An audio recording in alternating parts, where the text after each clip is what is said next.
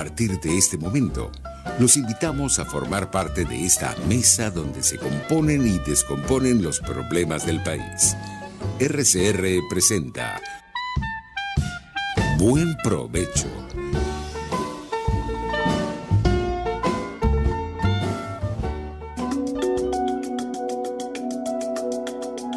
Monitor de Derechos Humanos, con el abogado penalista Fernando Fernández.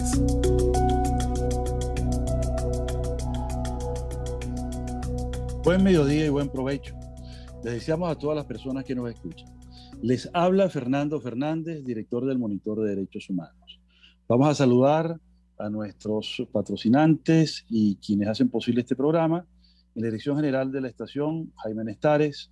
En la gerencia de producción, Urix Arcaya. En la producción del programa, Carla Sons. En los controles, Gregorio González. En la conducción, Fernando Fernández. Estamos en todas las plataformas digitales, rcr750.com, rcr.tv y rcr750, y en YouTube, rcr750. Esta es la radio que se ve. El Monitor de Derechos Humanos tiene cuentas en Twitter, @dhmonitor y @fm_Fernández.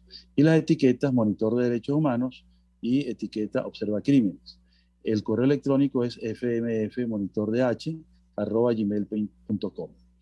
Hoy estamos 24 de abril de 2021 y tenemos el gratísimo placer de contar con la presencia de la profesora Gloria Cuenca. La profesora Gloria Cuenca es uno de los personajes más respetados en el ámbito de la comunicación social en Venezuela. Ha sido profesora de ética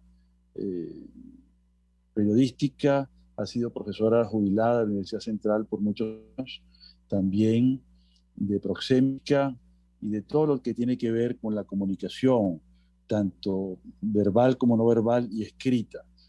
Es además una gran escritora. Yo creo que eso es un atributo bien importante porque vamos a hablar un poco de dos de sus trabajos fundamentales y últimos, ¿no? Vamos a hablar del tema de las comunas y sus obras básicas que vamos a comentar se traducen en dos artículos divididos en una entrega y dos entregas, primera y segunda entrega, llamado Las Comunas y el Gran Salto Atrás, y por supuesto su libro reciente en el que nos habla del regreso a la revolución. La profesora Gloria Cuenca pues es un personaje respetadísimo. Este libro lo publicó en el año 2015. ¿Okay? Una persona respetadísima, como hemos dicho, y una persona pues que además ha tenido una historia de vida muy interesante.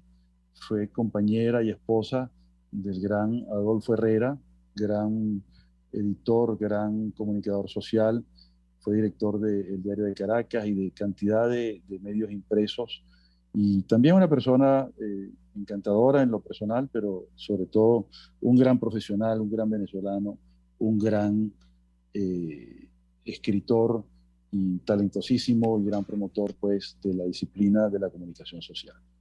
Mientras la profesora se comunica con nosotros, entiendo que todavía está tema que a mí como abogado me parece muy importante porque habla de las raíces, su origen, y el punto fundamental es que es hija del gran procesalista venezolano, el doctor Humberto Cuenca. El doctor Humberto Cuenca compartió durante muchos años también la visión ideológica de la cual nos va a hablar la profesora Cuenca y de la cual ya ha habido, digamos, un cambio fundamental en su vida, ¿no?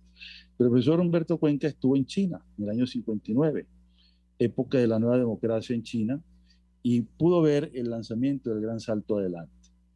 Por eso es tan elocuente el título de su artículo cuando habla del salto atrás, que es lo que quiere decir justamente en ese título, que no fue un salto adelante, sino un gran salto atrás.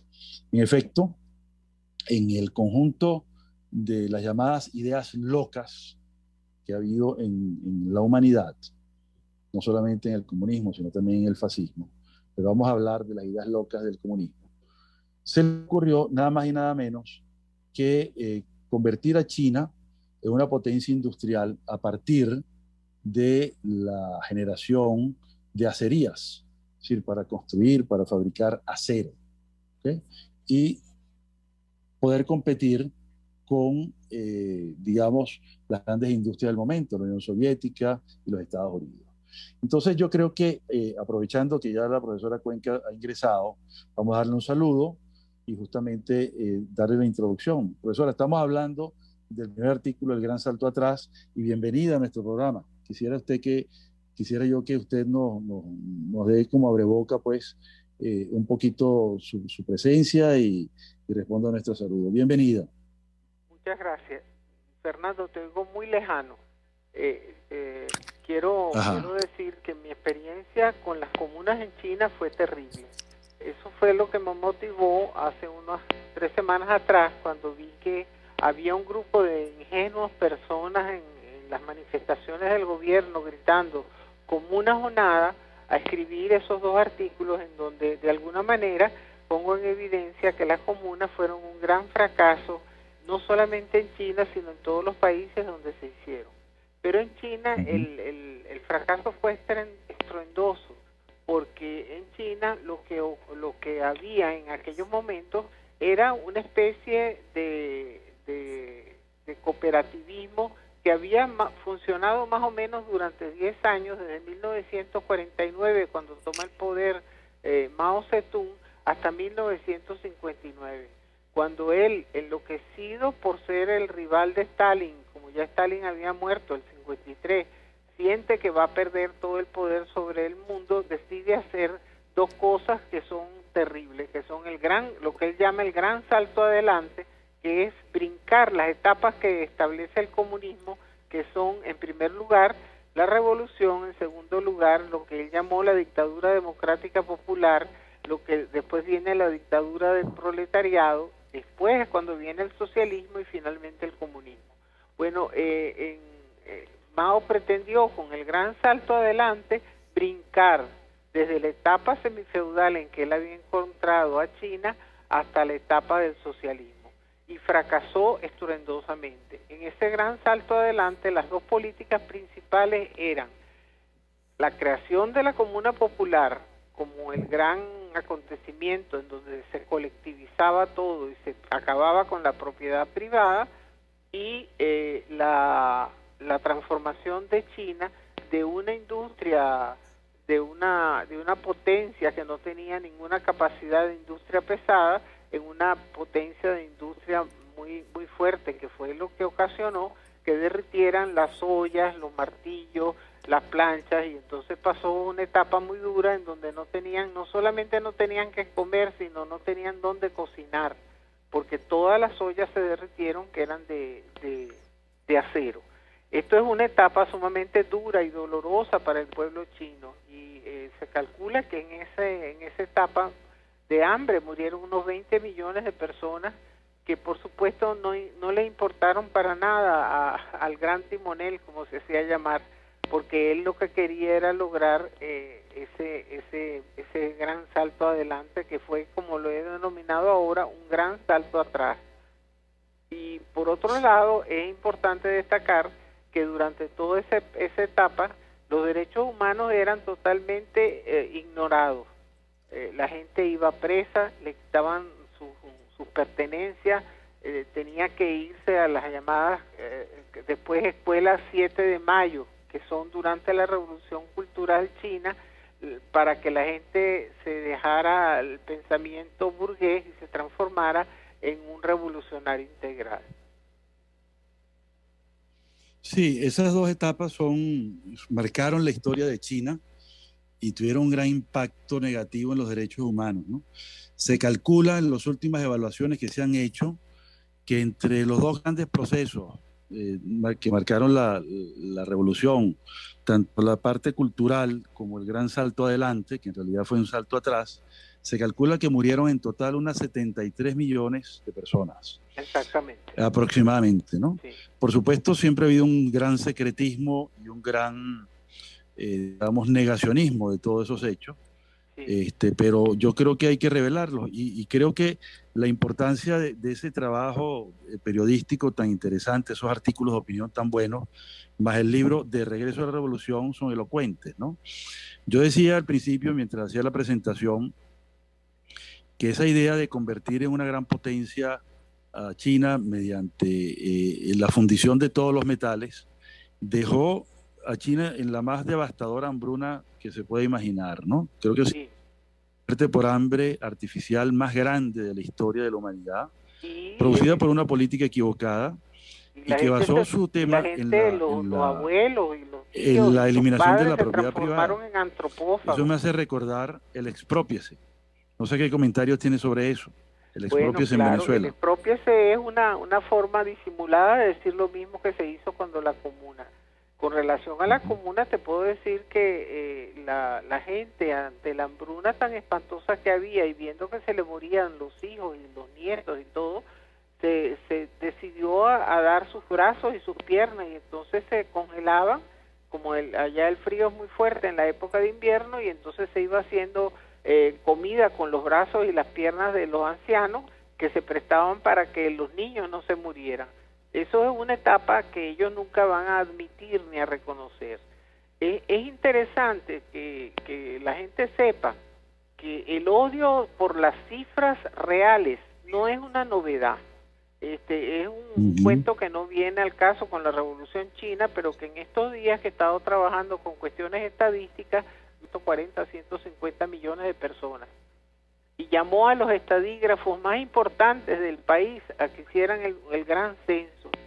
Bueno, esta gente hace el censo y se encuentra que son como 20 millones menos. Cuando se lo dijeron a Stalin enfureció, los mandó a fusilar y más nunca dio ninguna cifra exacta, porque odiaba la cifra. Y ustedes se habrán dado cuenta que en los países de corte neocomunista las cifras no existen, nunca se sabe la verdad.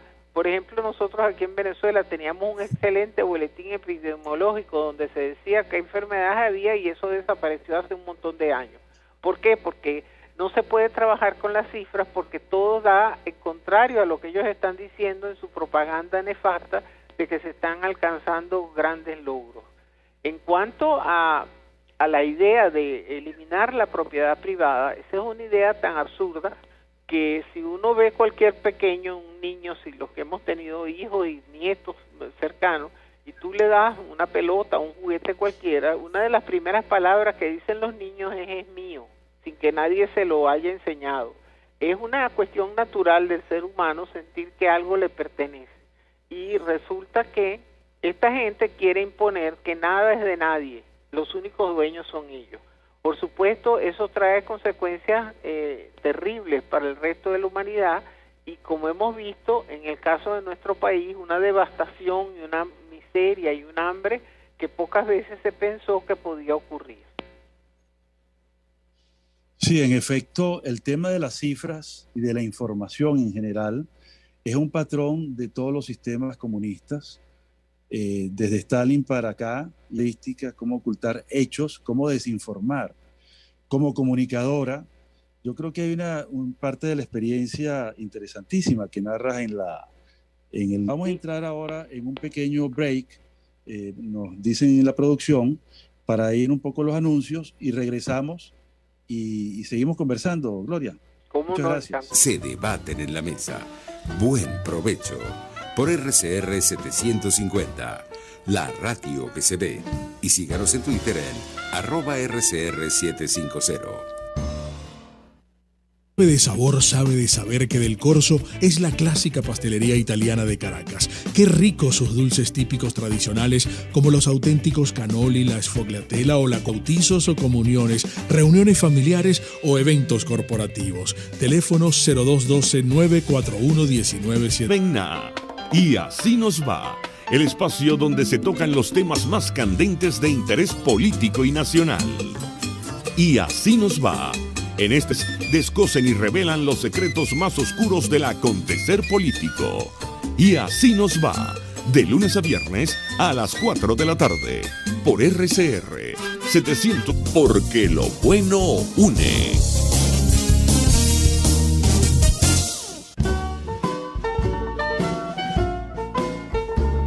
Escuchas Buen Provecho. Estamos de regreso en el Monitor de Derechos Humanos. Aquella visita a China, en el corazón del comunismo, versión maoísta, y cómo fue la relación con los periodistas, es decir, con los colegas, con Adolfo, ¿no? Y Adolfo Herrera. Fuimos ambos muy bien atendidos y no tenemos ni pensiones, y el costo de los pasajes que nos mandaron hasta Pekín, ¿cuándo podíamos nosotros hacer eso? Y nos pusimos a conversar, Adolfo y yo mismo, en América Latina, en Venezuela, qué diferencia había con ellos, etcétera.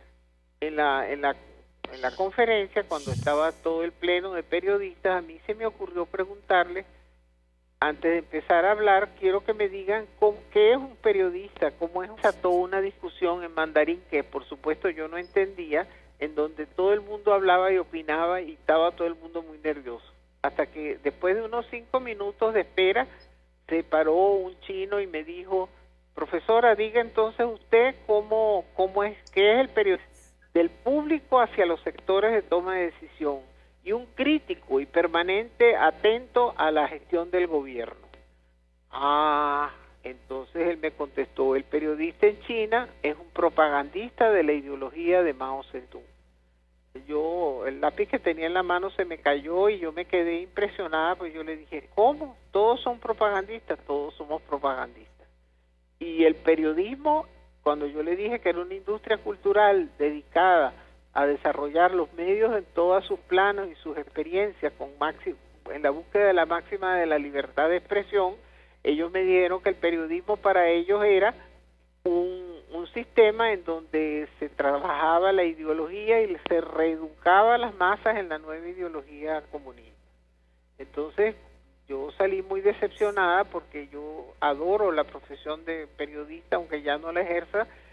Toda mi vida he luchado por la libertad de expresión, soy una deslenguada, como saben todas las personas que me conocen, y me quedaba muy mal que yo me fuera a China, y entonces en China sí me quedaba callada. Allá hice toda clase de preguntas, pasé por ser una persona muy indiscreta y muy violenta en algunos casos, pero no podía ser menos porque eso es lo que yo hacía en Venezuela, criticando el gobierno venezolano y haciendo toda clase de preguntas. Entonces iba a llegar allá a quedarme callada en absoluto, y entonces eso fue un tira y encoge bastante fuerte, y lo vengo a entender después, que es un sistema férreo, terrible, que odia la libertad de expresión, que odia el criterio propio, que odia a la gente con una independencia de pensamiento. Eso lo entiendo hoy, pero en aquellos años todavía era un poco ingenuo y creía que no era tan grave la cosa. El tema de la propaganda tiene que haberte asombrado por tu ejercicio aquí en Venezuela, siempre pensando muy libremente y diciendo lo que creía y lo que pensabas, e informando como tenía que ser, ¿no? Pero entonces eso nos lleva a otro tema, ¿no? Y es cómo ves tú el tema de la hegemonía comunicacional que hay en Venezuela, el control de los medios de comunicación hacia el gobierno. Muy pertinente la pregunta, fíjate. Ellos pretenden hacer lo mismo que se hace allá, pero resulta que no se puede. No se puede porque Venezuela pasó 40 años con una democracia liberal representativa, en donde hubo muchísimos problemas con la libertad de expresión, pero logramos establecer un régimen democrático en donde se luchaba y se decía lo que se encontraba. Había momentos muy críticos, o hubo momentos muy críticos, pero no era la constante. Eso ha formado un espíritu democrático y de crecimiento en el país, en donde ni el último de los venezolanos acepta que se le sigan diciendo mentiras. Sabe que está a través de los medios que hegemónicamente controla el gobierno recibiendo información falsa, pero tú lo ves como protestan a diario. Las protestas en el país son constantes. Por ejemplo, ahorita tenemos uno de los problemas más serios, es con esta obsesión de no dejar entrar las vacunas. Y encima de eso, ellos se regodean diciéndonos que ellos sí se vacunaron. Ayer los estudiantes universitarios se presentaron al hospital universitario a protestar porque no les dejan recibir vacunas. ¿Qué te indica eso? Así es. que hay un flujo informativo veraz al lado de propaganda que pasa por todos los aspectos, y entonces hace que la gente tome conciencia de que la información no es solamente un factor de poder, es que es un dato reductor de incertidumbre, y en un momento tan difícil como este de la pandemia, no poseer los datos verdaderos de la información es realmente desconcertante y muy dramático para la población. Ciertamente, ¿no? Yo creo que tratan de tapar el sol con un dedo y resulta ya que el sol de la información existe. Los medios de comunicación, digamos, alternativos existen a pesar de la censura. Y otra cosa, las redes sociales y por último Radio Bemba. Radio Bemba, que es la comunicación vis a vis del vecino, del familiar, que siempre desmienten las informaciones falaces en los artículos y también en el libro El regreso de la revolución, que es el tema del odio de clases, vinculado al asunto de las comunas. ¿Cómo operaba eso en la China comunista, maoísta? Bueno, ¿y cómo se ve aquí en Venezuela? Claro, es que no es solamente en China comunista, eso también el innombrable, para mí, este señor que del expropiese, él trató de especular con eso, es decir, trató de sembrar en la gente la idea de que el que tiene algo es porque se lo robó al que no tiene nada, y no mide que hay un trabajo y un proceso evolutivo en la persona que tiene determinados recursos. Entonces, sobre esa base, ellos siempre están diciendo que nada es de nadie, sino que todo es de ellos. Y por eso destruyen todo para que al final estemos todos en esta catástrofe que nos encontramos. Es decir, es una situación verdaderamente muy triste, pero es así desde Lenin, con Mao Zedong, con Fidel Castro y por supuesto con Chávez y Maduro. Es una idea perniciosa en donde ellos pretenden hacer creer que ser rico es malo y ser pobre es muy bueno, pero ellos se enriquecen de manera corrupta de alguna manera. Todos terminaron siendo gente con mucho dinero, y hay cuentos horrendos sobre Mao Zedong, que llegaba a las poblaciones donde ganaba y se hacía instalar en la casa del más rico. Si el más rico era el más corrupto, él no ha debido entrar a esa casa porque era producto de la corrupción. Él se iba allí a disfrutar de todas las cosas buenas que habían. Y así conocemos bastantes casos en la historia reciente. De manera pues que este es uno de los problemas, yo diría que está en el ámbito de la psicopolítica, porque tiene una parte psicológica y una parte política que involucra a las personas. Sí, yo creo que hay una especie de patología social que los expertos en criminología llamarían sociopatía o psicopatía, ¿no? En el sentido de, es malo que tú seas rico, pero es muy bueno que yo sea rico y opulento y disfrute todas las delicias del poder y las riquezas del Estado. Sí. Yo creo que por ahí van las cosas, ¿no? Sí. Es una especie de delincuencia, digamos, instaurada. En el caso de China, mencionas en tu artículo el tema de la camarilla, la banda de los cuatro. Sí, y encabezada por la última de las esposas de Mao Zedong, que era Chanqing, y ella después terminó suicidándose y diciendo que ella era una especie de perro en manos de Mao, que ella hacía todo lo que Mao decía. Pero ese es siempre el mismo argumento que tiene la gente que decide, fueron los ejecutores de los errores de la Revolución Cultural. Y lo que pasó con la Revolución Cultural es muy dramático, porque no solamente es un periodo en donde el país se vuelve gente muy, muy dañada, porque resulta que empiezan a darle prioridad a toda esa cantidad de resentimientos ocultos que tienen las personas. Y entonces, claro, iba cualquiera y acusaba al otro diciendo que este es un ladrón, y entonces por eso solo los mandaban para la escuela 7 de mayo a trabajar. Y eso se volvió un círculo en donde cada uno estaba en una situación peor que el otro. Por eso es por lo que se alcanza esa cantidad, esa cifra de muertos después de la cultural, por cuanto es uno de los periodos más dramáticos de la historia de China. Es realmente cuando eso se pueda analizar con serenidad, el mundo mirará con horror. Si ve con horror a Hitler y a Mussolini ellos son un par de angelitos al lado de las barbaridades que hizo Mao y que siguió haciendo la camarilla que lo bendecía con la banda de los cuatro durante muchísimo tiempo. Hoy en día vuelven un poco atrás, vuelve otra vez porque ellos tienen la obsesión de que ellos no pueden democratizarse porque son demasiadas personas. Pero realmente China es un gigante dormido que ahora se empieza a despertar por vía del capitalismo, porque por el vía del socialismo estaba arruinada, por vía del capitalismo, y empieza a alcanzar niveles altísimos, y yo espero que todas las potencias occidentales de alguna manera presionen para que los derechos humanos se respeten en China, que no tienen ningún valor ni ningún sentido para las personas en este momento allá. Sí, sigue siendo una dictadura de partido, hay un solo partido y no hay libertad de pensamiento, aunque hay libertad económica. Pero Claro. volvemos nuevamente por la agencia Sinúa. ¿Qué pasó? Bueno, Vamos a dejar fíjate, eso el para el 76... regreso, porque vamos a un pequeño corte. Vamos a un bueno, pequeño corte y en el regreso vamos a hablar del año 79. Muchas gracias. sí, gracias. Análisis, opinión, entretenimiento y radio que se ve.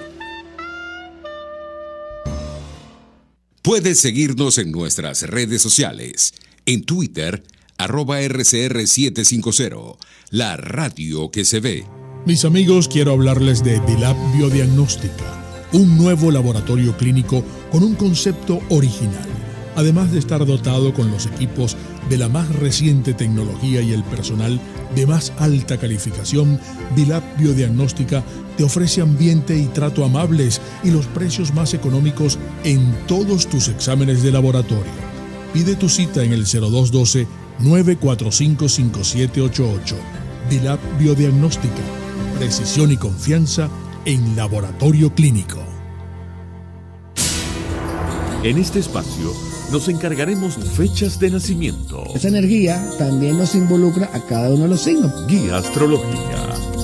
Descubra la relación de los astros con los rasgos de la personalidad, con los sucesos importantes de su vida y con sus características físicas. También van a buscar nuevas formas de crecer, contactarse con el arte, con la belleza. Guía astrológica, todos los sábados, a partir de las 3 de la tarde, por RCR 750 AM. Porque lo bueno une.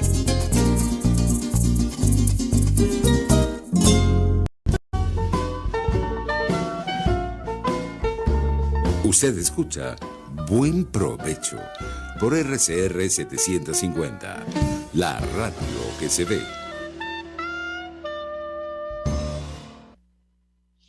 Muy bien, estamos de nuevo en el Monitor de Derechos Humanos con la ilustre y muy querida y admirada profesora Gloria Cuenca, que nos está y de sus artículos sobre el salto atrás en materia política en Venezuela y también en China.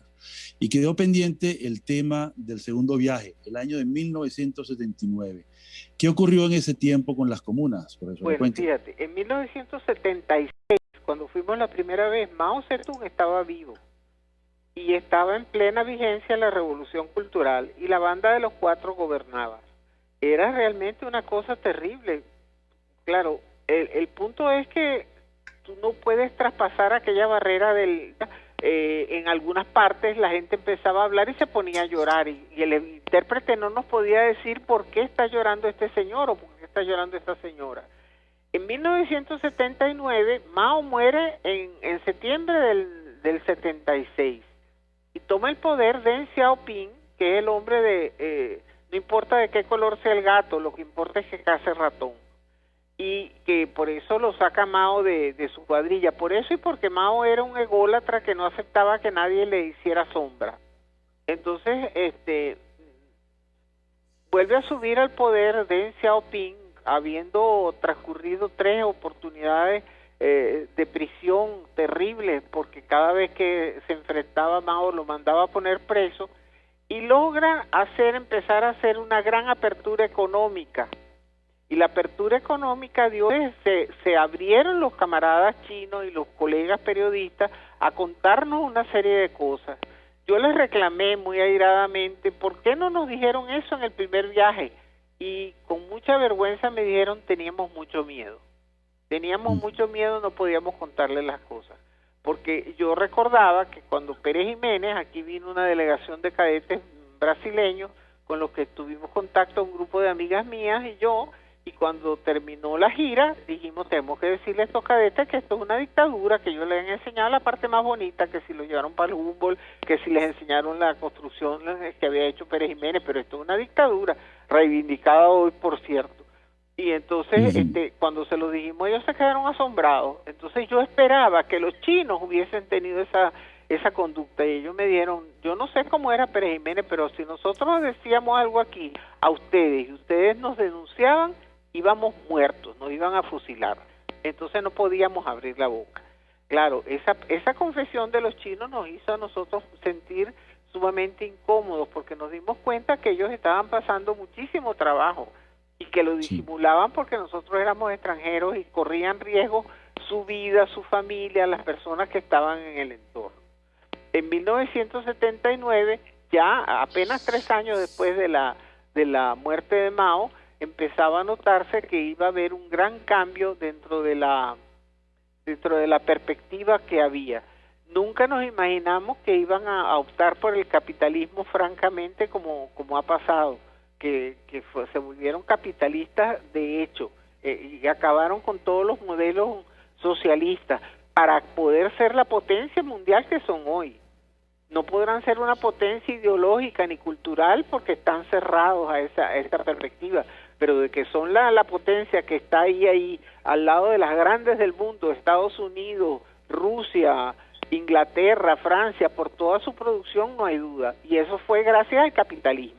Entonces, por supuesto, tienes que entender mi angustia cuando yo oigo a venezolanos gritando comuna o nada por la calle como unos idiotas, sabiendo yo que las comunas fueron un desastre, y que lo primero que hacemos cuando regresamos el 79 es preguntar, bueno, ¿y qué pasó con las comunas? ¡Puah! Como dicen los chinos, ¡puah! Que ellos hacen una expresión así. No sirvió para nada. Eso era una vergüenza. Las comunas nos terminaron demandando las tales comunas. Eso es un disparate que no tiene nombre y que es un anacronismo y una falta de conocimientos absoluto.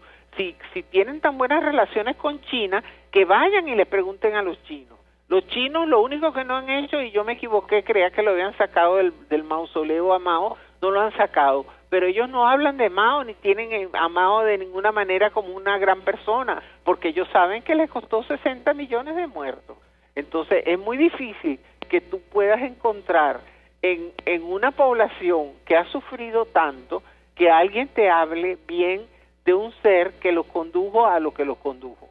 Mientras que ahora ellos se sienten libres, tienen comida, hay que ver lo que es producir comida para 1.300 millones de chinos, no es cualquier cosa.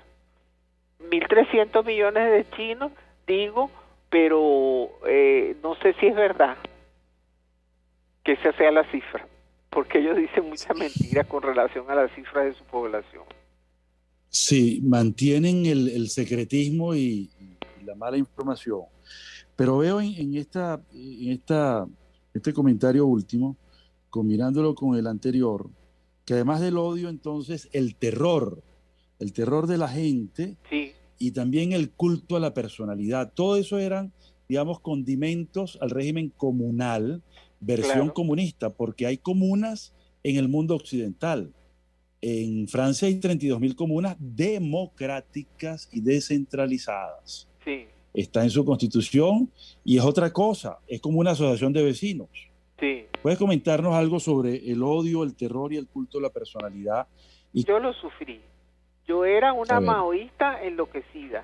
Yo creía que Mao era una especie de Dios perfecto. Y fue un golpe muy duro para mí descubrir que era el más imperfecto de los hombres, con demasiadas fallas, tanto en su vida personal como en su vida política. Ese culto a la personalidad se empieza a fomentar un poco en la sustitución de la religión. Cuando se elimina la religión, el humano no puede quedar sin nada en que aferrarse. la vida es demasiado dura para que tú digas, no hay más nada, esto es todo. Entonces, como le quitan la religión, prohíben, en el caso de ellos, prohibieron a Confucio, a Mencio, a Lao Tse, a todos los grandes pensadores y los que estaban vinculados a la parte espiritual. Mao los odiaba de una manera terrible. Entonces empiezan a hacer el proceso de transformar a Mao en ese ser que ellos aspiran que se construya, que es el hombre nuevo. El hombre nuevo que no aparece por ninguna parte, porque el hombre nuevo es realmente una utopía dentro de las utopías más grandes que se hayan construido.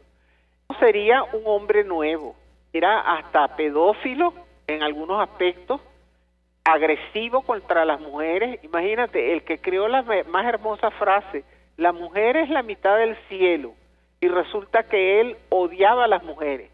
A su mujer, a la segunda esposa, a la que después mandó para la URSS y la tuvo 30 años presa en un manicomio, le decía, tú eres como los patos a dar a luz. Es decir, es un ser realmente horrendo, si tú me lo pones por delante. Y resulta que ese hombre terminamos creyendo que era una maravilla. Ese es el culto de la personalidad. Te tapan toda la realidad de lo que es el hombre y realmente tú te enfrentas a un ser que no existe. Porque ese ser, como lo que idealizamos, quienes éramos los seguidores de Mao, ese no existió jamás ni en sueño. Ni en sueño. Eso fue una cosa terrible. Pero entonces ahí jugaba un papel importantísimo los periodistas, por un lado. Los periodistas, los educadores, poetas, los maestros. La escuela de 7 de mayo. Mencionas en tu artículo la escuela de 7 de mayo que fueron cerradas junto con las comunas. Sí. ¿Qué ocurría en esas escuelas? Mira, en la escuela de 7 de mayo tú eras, por ejemplo, un profesor de literatura en el liceo común del pueblo. Y entonces algún estudiante iba y le decía a su mamá o al comisario del partido, porque todo era una... Y él nos ha recomendado que leamos a Hemingway, a Edgar Allan Poe y a Baudelaire, por ejemplo. Y entonces este chisme se transformaba en un delito político y llamaban al profesor. ¿Es verdad que usted manda a los alumnos a leer? Sí, claro, porque yo soy profesor de literatura y me parece que tienen que conocer la literatura nuestra y la literatura de ellos.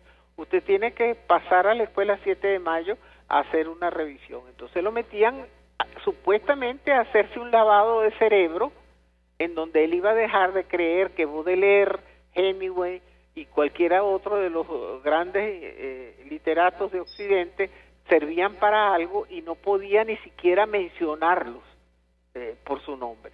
Entonces esa era una de las cosas. Otra de las cosas es si la persona pensaba que era distinta. Es decir, ahí había que ser igual todo el mundo, desde el punto de vista de la ropa, que se la concebía como el vestido ese de Mao en azul y gris, que eran los dos tonos que se permitían. Si alguien descubrían que en su casa, al llegar a su casa, se quitaba esa ropa y se ponía una ropa diferente y empezaba a cantar canciones occidentales, le gustaba cualquiera de los músicos de los Beatles o esa cosa, inmediatamente era metido en una 7 de mayo porque se consideraba que tenía una desviación burguesa en el cerebro. Entonces eso era una persecución, una cacería espantosa, en donde a la gente la llevaban a la escuela 7 de mayo para limpiarle la ideología. No creas que eso ha desaparecido completamente en el mundo. Hay países en donde eso se estila todavía. Recientemente hay una canción que se hizo muy famosa fuera de Cuba y en Cuba no la dejan tocar. Sí, de la manera misma pues China, que lamentablemente todavía existe en el mundo y en el planeta gente con esa mentalidad de la escuela 7 de mayo. Bueno, sí, en China existen todavía esas escuelas de 7 de mayo contra los uigures, que son estos chinos musulmanes, Sí. que fue parte de la herencia del Imperio Otomano, que se quedaron allí por siglos.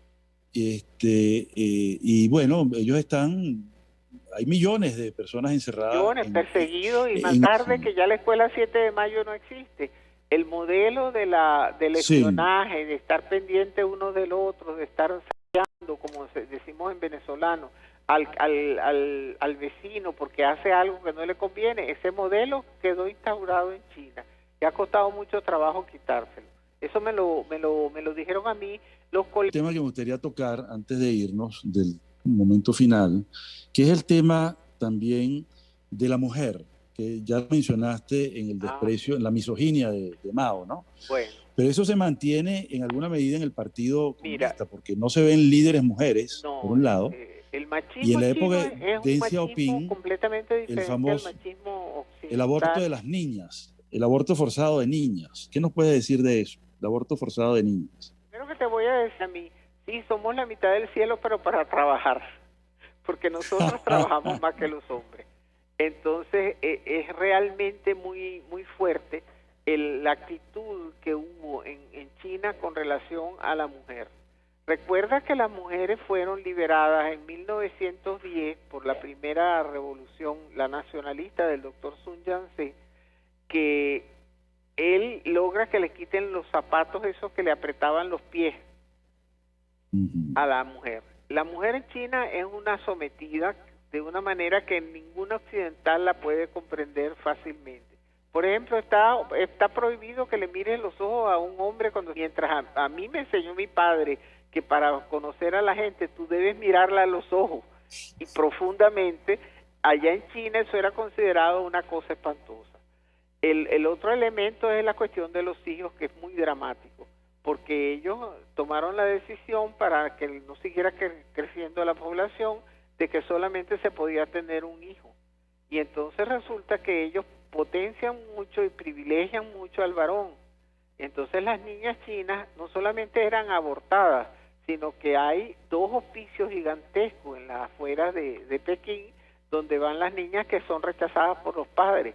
Es decir, es uno de los países donde la niña sufre más en el planeta, es en China, por cuanto no hay ninguna estima por la niña hembra, sino que todo es para el varón. Sí, es un tema dramático. Se habla de 400 millones de abortos forzados. Sí, también. Sí. Creo que eso ha ido cambiando un poco. Bueno, ellos ahorita están haciendo una campaña, pero realmente lo que ocurre es que el que tiene más de 2 niños siempre termina abandonando a uno. Entonces, porque los multan a los padres, multan a los padres. A los hospicios, que en un momento dado se hizo más o menos popular ese hecho, y entonces desde Europa y desde Estados Unidos mucha gente fue a adoptar los niños chinos porque podían hacerlo con más facilidad que las que se. Creo y confío en que tendremos en corto plazo un periodismo de primera calidad como nos merecemos. Sin duda alguna. Yo te quiero decir, Fernando, que estoy muy agradecida por esta entrevista, que ha sido larguísima, que tú me has dado toda la libertad del caso y que eres un ejemplo en este momento de entrevistador verdaderamente audaz. Muchas gracias. Personaje.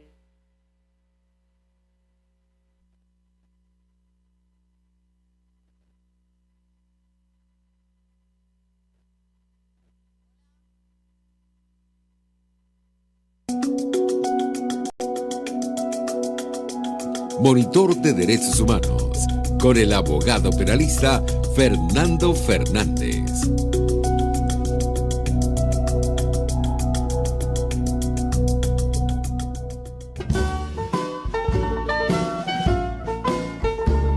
RCR presentó Buen Provecho. Síganos en Twitter como @RCR750, la radio que se ve. RCR presentó Buen Provecho, una producción nacional independiente con certificado número 22.388 para dar cumplimiento al artículo 14 de la Ley